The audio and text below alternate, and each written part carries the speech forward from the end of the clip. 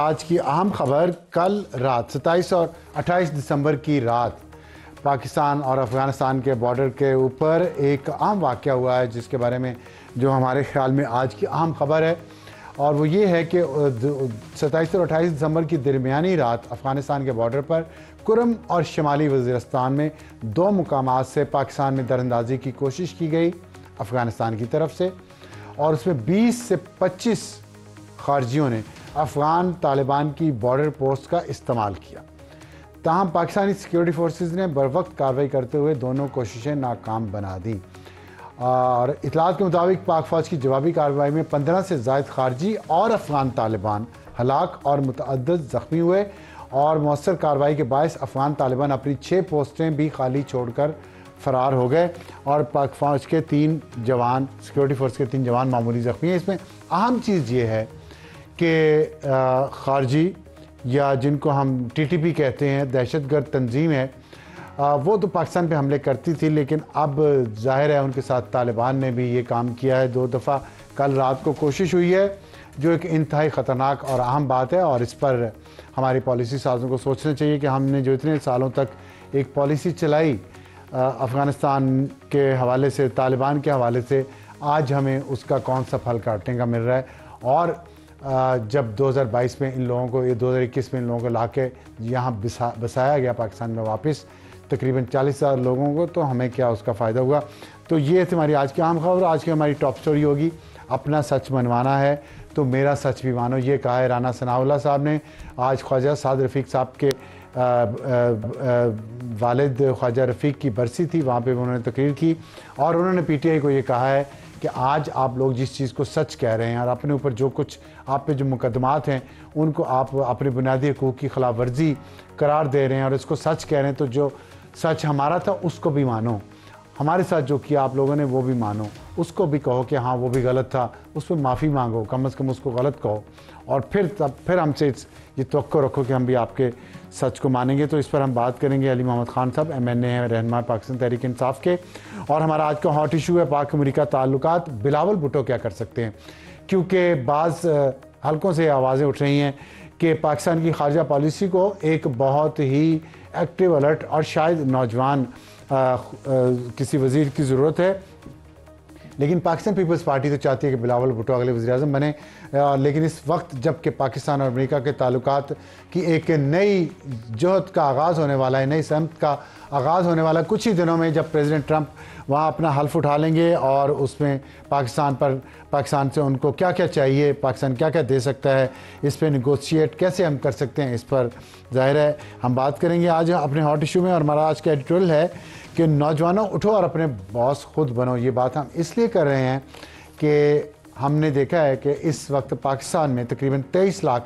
Free lancers موجود ہیں۔ Free lancer وہ ہیں جو اپنے طور پہ نوکری ڈھونڈتے ہیں، آن لائن وہ جابز کرتے ہیں اور پاکستان کے لیے بہت اہم ذریعہ مبادلہ کماتے ہیں، اور ان کی تعداد 23 لاکھ ہے۔ لیکن ٹریجڈی یہ ہے کہ پاکستان یہ تمام جابز انٹرنیٹ کے ذریعے ہوتی ہیں۔ پاکستان میں انٹرنیٹ بہت سلو ہے، فائر وال بھی ہے، VPN بھی لگ چکے ہیں جو بند بھی ہو جاتے ہیں، جس کا آج بلاول بھٹو نے ذکر بھی کیا، اور حکومت پر بہت تنقید کی ہے انہوں نے اس حوالے سے، اور ساتھ انہوں نے یہ بھی کہا ہے کہ مسلم لیگ نون کے پاس اگر 2/3 اکثریت ہے تو ان کو کسی سے پوچھنے کی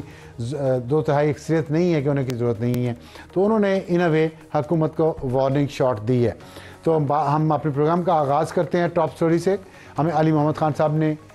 آج جوائن کیا ہے۔ خان صاحب السلام علیکم۔ وعلیکم السلام۔ ابھی آج اگر آپ نے تقریر نہیں سنی رانا ثناء اللہ صاحب کی، تو اور اس میں انہوں نے کہا ہے کہ آپ مثلا PTI اپنا سچ منوانا چاہتی ہے آج ہم سے، تو پہلے ہمارا سچ بھی تو مانے جو کل ہمارا سچ تھا اور اس کو ڈینائی کیا جاتا رہا، تو آج آپ ہمارا سچ مانے تو بات آگے چلے گی۔ کیا رانا ثناء اللہ صاحب کی یہ بات درست ہے؟ بہت شکریہ افسر بھائی۔ بسم اللہ الرحمن الرحیم، اللہم صلی علی محمد وعلی آلہ وصحبہ وسلم۔ سب سے پہلے تو بہت معذرت خواہ ہوں، میں ویڈیو پہ جوائن نہیں کر سکا، کوئی ضروری ایشو آ گیا تھا۔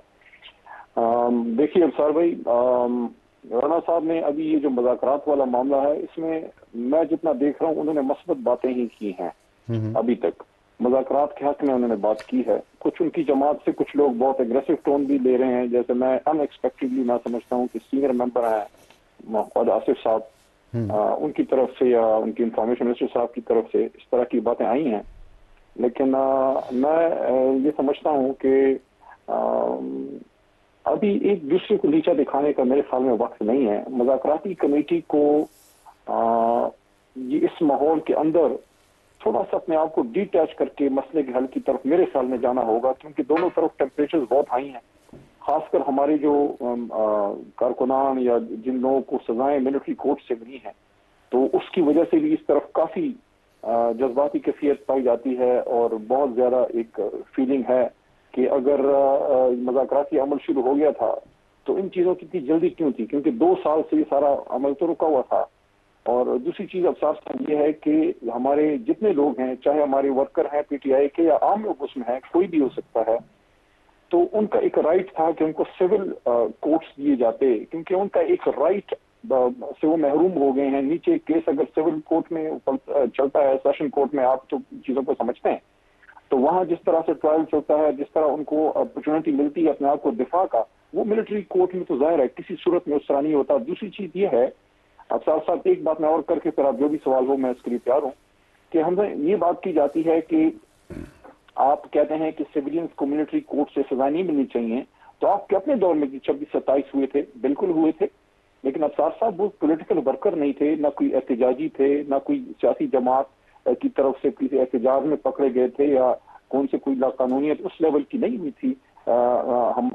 کہ آپ کہیں کہ جناب سیاسی لوگ ہیں, وہ تو ایک جیٹ بلیک ٹیررسٹ کا ایشو تھا, جنہوں نے ملک کے خلاف بندوق اٹھائی تھی, جو دہشت گردی کر رہے تھے, ان کا الزام تھا.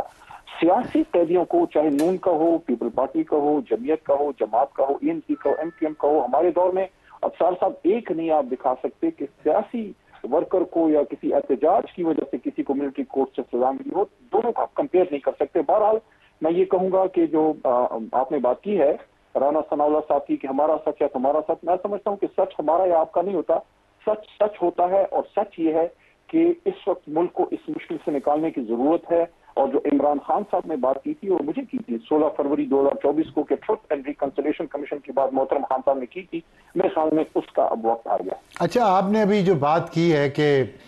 ملٹری کورٹ سے سزا آپ کے دور میں جو ہوئی تھی وہ پولیٹیکل ورکرز نہیں تھے, میرا سوال یہ ہے کہ اگر ایک کام ایسا ہے جو غیر قانونی ہے تو اس میں سزائیں پولیٹیکل ورکر کے لیے اور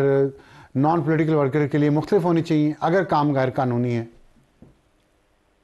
دیکھیے افسر صاحب, جب بھی ملٹری کورٹس کی اجازت دی گئی تھی تو آپ کو یاد ہوگا پوری پارلیمنٹ نے سپورٹ کیا تھا, اور میرے خیال میں آپریشن ضرب عضب کا زمانہ تھا اگر آپ کو یاد ہو. جی جی, ملٹری کورٹس دہشت گردی کے خلاف عمل میں لائی گئی تھی,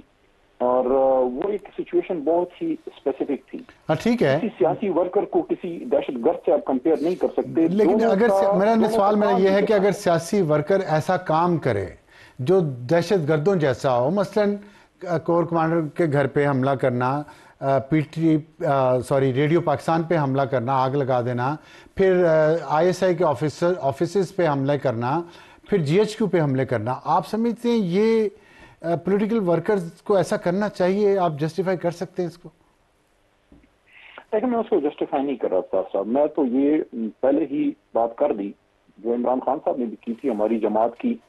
2 سال سے یہ ڈیمانڈ ہے, اور ابھی جو مذاکراتی عمل میں ہماری کمیٹیاں بیٹھی ہیں اس میں ہماری مین ڈیمانڈ میں سے ایک ڈیمانڈ تو آپ کو شاید علم ہے, یہی ہے کہ 9 مئی کی جوڈیشل انکوائری ہو. ہم تو اس سے نہیں بھاگ رہے اس چیز سے, ہم تو کہتے ہیں جس نے غلط کام کیا ہے اس کو بے شک سزا ملے, کر دیا, پھر ان کو کر دیا. آپ نے کہا تھا یہ فالس فلیگ ہے یہ 9 مئی کا, یہ اپنے بندے انہوں نے جنہوں نے کیا, تو انہوں نے اپنے بندوں کو سزا دے دی, تو پی ٹی آئی کو اس پہ کیا اعتراض ہے؟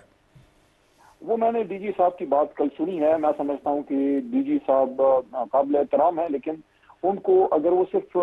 ملٹری سے ریلیٹڈ پیشہ ورانہ امور پہ زیادہ بات کریں اور پولیٹیکل چیزوں میں اگر وہ نہ آئے, اس کی ریزن دیکھیے یہ ہے کہ پولیٹیکل کام حکومت کو کرنا چاہیے کہ اگر اس پہ کاؤنٹر کرٹیسزم آئے تو ادارہ بیچ میں نہ آئے. یہ بات ٹھیک ہے. سمجھتا ہوں حکومت نے کمزوری دکھائی ہے. نہیں دیکھیں, حکومت کا کام ہے کہ پولیٹیکل بات کرے, لیکن میں آپ کی بات کی طرف میں آپ کی بات سے بھی متفق ہوں اس بات سے, لیکن یہی تو ہم کہتے تھے, یہی تو وہ سچ ہے, میرا سچ اور آپ کا سچ جس کی بات کی ہے, کہ جب ہم کہتے تھے کہ عاصم سلیم باجوہ اور آصف غفور سے یہ کام نہ کروائیں تو آپ لوگوں نے کروائے نا. اب روایت تو بن گئی ہے, آپ شکوہ کس بات کا؟ دیکھیں میرے خیال میں یہ دور بھی گزر جائے گا, یہ افسران بھی ریٹائر ہو جائیں گے, کل شاید ہم بھی نہ ہوں, جی میں نہ ہوں, خان صاحب نہ ہوں, آپ نہ ہوں, نہیں ہوں گے. ذائقۃ الموت, اس ملک میں رہنا ہے, ہماری فوج میں رہنا ہے, ہماری سیاست میں, ہماری پارلیمان میں رہنا ہے. میں نے کل صبح ایک بات کی تھی افسار صاحب, میں آپ کو وہ ٹویٹ بھیج دوں گا, آپ ضرور اس کو پروگرام میں شیئر کیجیے گا. میں نے ایک بات کل کی تھی, کل 27 دسمبر تھا اور محترمہ بی نظیر صاحبہ کی شہادت کا دن تھا. صحیح ہے. میں نے کل ایک بات کی کہ دیکھیے, ایک وزیر اعظم کی ہم برسی منا رہے ہیں, دوسرا وزیر اعظم 4 گولیاں کھا کے 5 دنوں سے جیل میں پڑا ہے, ایک پاکستان بنتے ساتھ ہی شہید ہو گیا, دوسرے کو پھانسی ہم نے چڑھا دیا ہے. یہ کب تک ایسا ہوگا؟ تمام پولیٹیکل فورسز کو بیٹھ کے فیصلہ کرنا چاہیے کہ اگر ملک کو جمہوریت سے چلانا ہے, دیکھیں یا تو کوئی اور سسٹم آپ نے کرنا ہے, اگر آپ نے جمہوریت سے چلانا ہے جو کہ ہم نے چلانا ہے تو پھر اس کے لیے ضروری ہے. نہیں, میں آپ کی بات سے میں نے آپ کا وہ ٹویٹ پڑھا ہے, ٹھیک ہے, اور میں آپ کی بات سے متفق بھی ہوں, لیکن یہ بات خان صاحب کو کیوں نہیں سمجھائی جب وہ امریکہ جا کے نعرے لگاتے تھے جلسوں میں کہ میں نواز شریف کو جا کے میں یہ کر دوں گا تو میں وہ کر دوں گا. یہی تو پھر وہ باتیں ہیں پھر جو بعد میں سامنے آتی, مقافات عمل اسی کو تو کہتے ہیں نا. دیکھیں